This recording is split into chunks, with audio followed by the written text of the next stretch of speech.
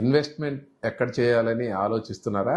Hi, I'm Jasti Prasanna, CEO of Harvillu group of companies.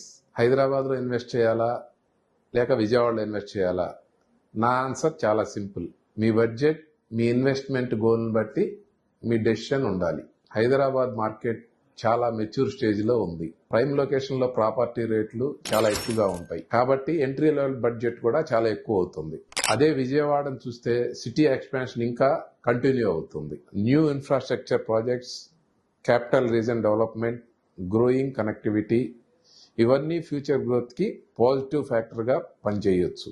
Right లొకేషన్ని right టైంలో identify చేయటం, అదే smart investment. మీరు long term real estate investment గురించి ఆలోచిస్తుంటే విజయవాడని డెఫినెట్గా ఒక ఆప్షన్గా కన్సిడర్ చేయొచ్చు.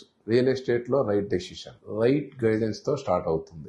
మీరు రియల్ ఎస్టేట్లో ఇన్వెస్ట్మెంట్ చేయాలనుకుంటే హర్విల్లుని గుర్తుపెట్టుకోండి. రియల్ ఎస్టేట్లో హర్విల్లు విజయవాడలోనే మోస్ట్ ట్రస్టెడ్ బ్రాండ్.